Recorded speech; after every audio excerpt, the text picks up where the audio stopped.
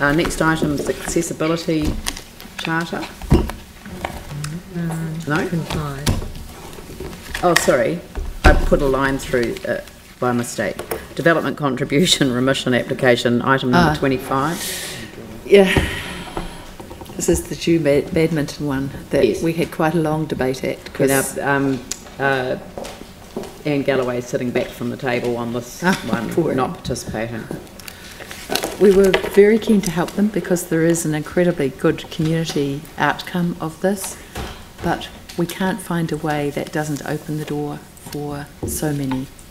And so I was going to move that we grant this. It wasn't going to go through. So we've adopted the postponement method as the way of doing it. I would have been of the same mind as you in terms of supporting this, largely because I know that for badminton, you know, if you're looking where players come from, they come from the west, not from the east.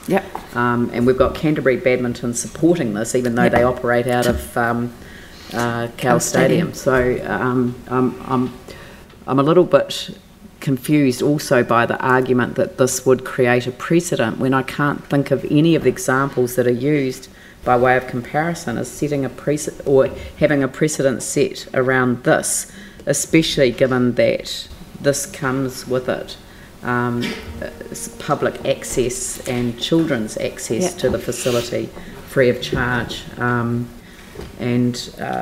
You know, I don't know whether that's negotiable at all if people felt that wasn't sufficient, but I think there's something coming back to the city that would justify. I totally agree with you. The rest of the committee, perhaps not so much, but the difficulty is that even the City Council, for the community facilities it provides, still pays development contributions. So that was the difficulty. The staff will elaborate, but all of the facilities that are provided, if they are required to pay DCs, are not remitted just because there is amazing community contribution. So that was the difficulty with the badminton one, which I would love to give a... So does this mean that if we turn this down, that there's no free court hours for kids? No, I think he's going to keep that. He's going to keep it anyway, right. David, do you have a question? No, not so much a question, but it is a crossover also with community-based organisations that actually provide facilities that council's not going to provide in their planning.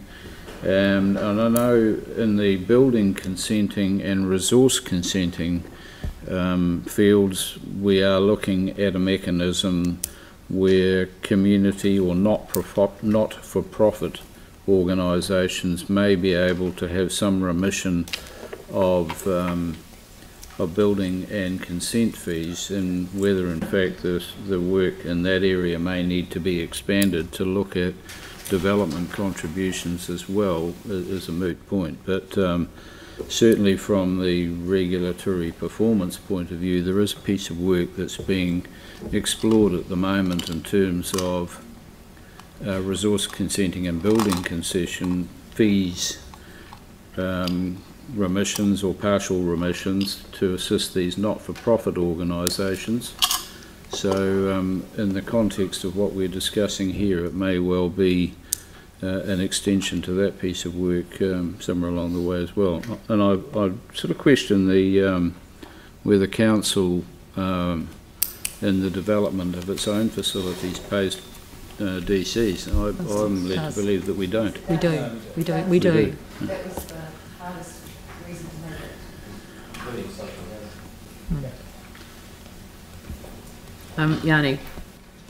Well, my understanding of the development contributions changes that the central government brought in was that we could do development agreements with developers, and so the very thing that's been proposed where you have a non-financial benefit from the development, e.g. the kids going for free community access, were things that we could do. Can you just, I see in the report there's not an option around a development agreement. Can you just help me understand why or if that's been considered and ruled out, or why that's not as an option? It wasn't really considered because that's generally where they're providing the actual infrastructure for the cost. That's like, you know, could be where they're doing stormwater mitigation on site themselves or something like that, rather than actually providing a facility. That's generally my experience with private development agreements, not so much actually providing a actual built facility. So there was no consideration given to a private development agreement, no. Is there anything legally that prevents us from doing that? Pardon? Is there anything legally that would prevent us from doing that? Not that I'm aware of. Certainly legal has looked over this as well, and there was no suggestion of doing that, and the advice was that she couldn't see any good reason to recommend approving this, but we could certainly explore that option in the future, I guess, if that was the direction. Well, have you got an indication of the specific, infrastructure that needs to be provided to support this? And have you talked to the developer about an agreement around funding? No, because with development contributions, it's not necessarily things that are just going to be built in the future. It can be for infrastructure that already exists. So generally we collect development contributions, you know, in the program for a period of 30 years for getting the revenue from that.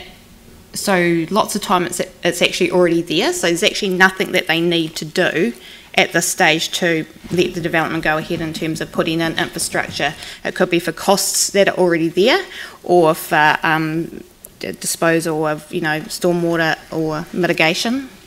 So the infrastructure is already there. If they built stormwater mitigation into their site, that could be something you could take into account. Only if there was a requirement for them to do that. So if it was lacking. And so if they needed to, as perhaps part of the consent, if they were providing mitigation on site, but therefore they would have to do development on site, which would probably be just the same as having to pay us to do it for existing infrastructure or putting in infrastructure. It wouldn't actually be a cost saving, they'd just be paying it directly themselves rather than us doing it. So do you actually know whether that's the case or not? Whether they are required to mitigate against? Not that I'm aware of. It's pretty rare that someone would be required to do that, and it's generally a condition of the consent, and that goes to the stormwater engineer anyway, who would recommend to us that we give a reduction in stormwater because of having to do mitigation on site. Right. Sorry, who else had a question? No one? Right, so Vicky, you're moving the... No, well, I don't either. Okay, move it by Sarah, seconded by Mike. So, is there any discussion? Well, Yanni and then Jamie. I was just going to say that I'd really like, I mean, even if we can't get it back in time for the staff are going to explore the postponement, but I'd really like to get a little bit more information around development agreement and whether, I know it hasn't been our practice, but actually if that's something that we could use as a mechanism, because I do think we're getting a community benefit of indoor court space, which we know has been a huge issue for us as a city, even before the earthquake, and with the metro sports, we always have had insufficient indoor space, and the idea that we would look at a development agreement that would enable development to provide that, I think does possibly save us money. I mean, if you take Napunawai, which is pretty close, we're not proposing at this stage to have indoor court space there in the immediate short to medium term. So, yeah, I just don't know why we wouldn't look at a development agreement to try and deal with this issue. And I don't think there's anything that we've heard that would stop us doing that. But appreciate that staff may want to take more time to do it. So, yeah, I just wondered whether we could include that under 2 or an additional resolution to just seek a memo around that possibility. I don't know. The mover and seconder happy just for some wording around not just the request staff explore the postponement, and then I suppose there's another one which is also, but it would go under the postponement one, so it'd be a new 3. Request staff report to Innovation Sustainable Development Committee on the, or does, why don't we just add to development contributions policy in brackets, including development agreements? Is that what they're called? Private development agreements, yeah. Including private development agreements, and then just put that in brackets afterwards. Is that okay? Yep. No, and 3. Well, but you could just leave it open, but have a good look at it. I think there'd be support for that. No, you put it in the wrong one. So put it in 3 after development contributions policy. Yeah, it's a good thing. Because when it magically appears, it'll be right.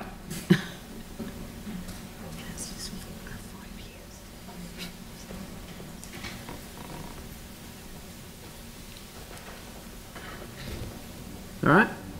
Yep, there we go. Right, so does anyone else want to speak on this? Jamie and then Jimmy. Thanks. It's kind of a tricky one. It's almost like that bylaw for the sex workers type thing where you're making a decision and it almost doesn't feel right. But I think this is similar in the sense that I think deep down it is actually just consistent with our staff, which are the experts, and their advice, because one thing that we need to be very clear of is that DCs are not a punishment. Just because what you do is good doesn't necessarily mean it has any correlation to the payment of development contributions. And I think you can't confuse the Central City Residential DC rebate scheme with this, because in a large part the reason that worked is because it stacks up financially, that we say that as a result of more people living in the Central City, more community orientated development would occur, which does pay DCs. So I think that we run a really significant risk if we were to go down a path of saying this is something that we like to see in our city, so we won't charge DCs for it. I think anything that added anything positive to the city could retrospectively open up a can of worms around that. Where that begins and ends, I hate to imagine. So DCs are simply charged for the operational cost and for the upgrades when additional strain is caused on the infrastructure.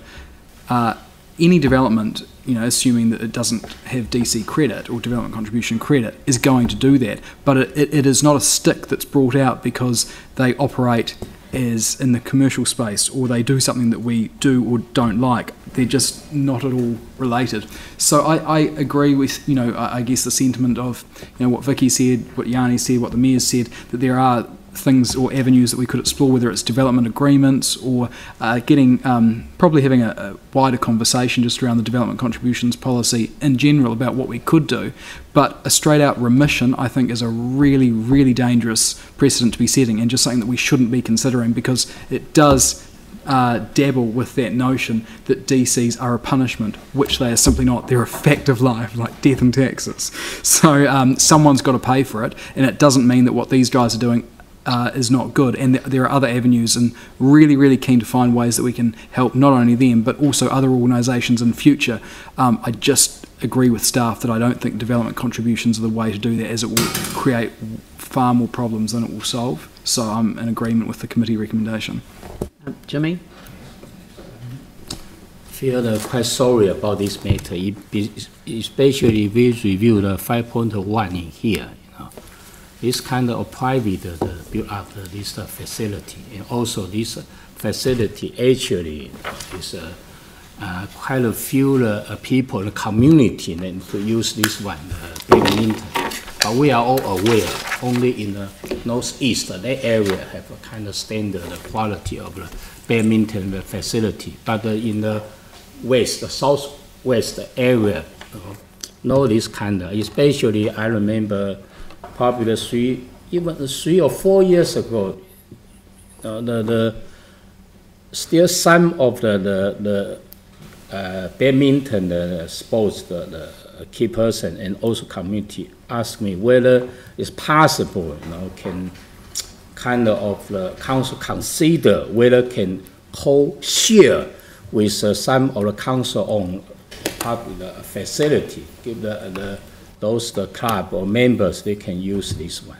I remember, but even today I feel very sorry about this one. They try to build up this facility in the southwest area. However, they still need to pay the additional DC the fee, and also it's 150,000. It's quite a few, but because this is the kind of the the consistent with development contribution the policy, so one can break down breach of this one. So, but I still feel quite sorry. So I just want to know, even this Asian, except the paragraph 2, if the staff export is postponed for the development contribution payable within this club for 5 years, whether have some other, the alternative options can give them or not only she herself, maybe this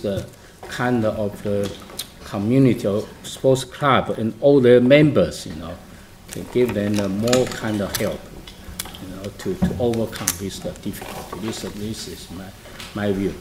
Thank you. Yeah, I'd just like to say that I'm completely understanding of how frustrating this must be to a family that is just making an absolute commitment to the city and to providing or remedying what is a lack of facilities for community halls, school halls in this area. This is where the kids come from who are going to be our badminton players of the future. They live in the southwest, they live in the west, and I just think that that somebody like, a family like the Zhu family should be supported. But I also agree with what Jamie said, and that is his development contributions are not a punishment. But it's interesting to see who exempts themselves, because central government exempts itself from paying them to any council throughout the country.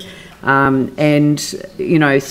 they have granted themselves complete absolution towards contributing to the cost of any of the infrastructure, while a community person who's not going to be made rich off the back of creating this facility, especially with the access for kids for free, is unable to request the similar treatment from his own council because it doesn't meet a very strict standard of unique and compelling.